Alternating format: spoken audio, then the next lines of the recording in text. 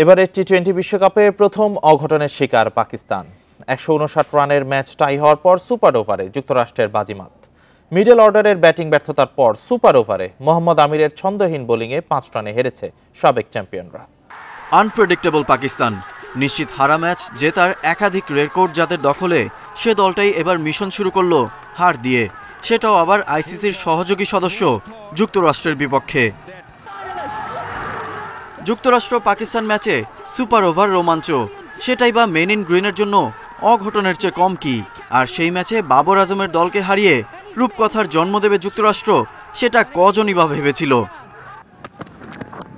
ডালাসে toss হেরে bat করতে নেমে শুরুটা ভালো হয়নি পাকিস্তানের। দ্বিতীয় ওভারে ব্রেক থ্রু নেত্রাভলকারের, ৯ রানে আউট রিজওয়ান। ওয়ান ডাউনে নামা ওসমান খান ফেরেন ১ অঙ্কে। আলী খানের শিকার হয়ে ১১ রানে সাজঘরে ফখর জামান। এরপর শাদাব খান বাবর আজমের জুটিতে আসে ৭২ রান। শতকের কাছে পৌঁছায় পাকিস্তানের স্কোর।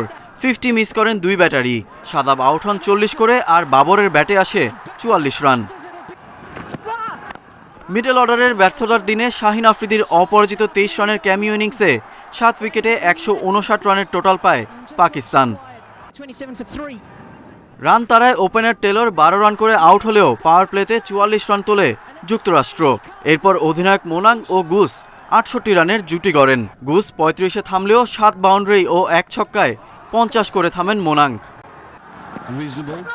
শেষ ২ ওভারে দরকার ২১ রান, হাতে ৭ উইকেট। জয়ের সম্ভাবনা তখন জলজলে যুক্তরাষ্ট্রের। তবে মোহাম্মদ আমিরের বিধ্বংসী ১৯তম ওভার ম্যাচের মোড় ঘুরিয়ে দেয়।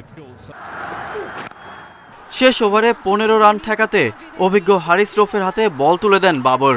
প্রথম ৩ বলে ৩, পরের ৩ বলে ১১ রান তুলে সুপার ওভারে ম্যাচ নিয়ে যায় জোন্স নীতিশ জুটি। সুপার ওভারে আমিরের এলোমেলো বোলিং। অতিরিক্ত ৭ রান পায় যুক্তরাষ্ট্র, যেখানে ৩টি ওয়াইড। সে সুবাদে ১ উইকেট হারিয়ে ১৮ রান তোলে স্বাগতিকরা। জবাবে তৃতীয় বলে ইফতেখারের উইকেট হারানো পাকিস্তান ১৩ রানের বেশি করতে পারেনি।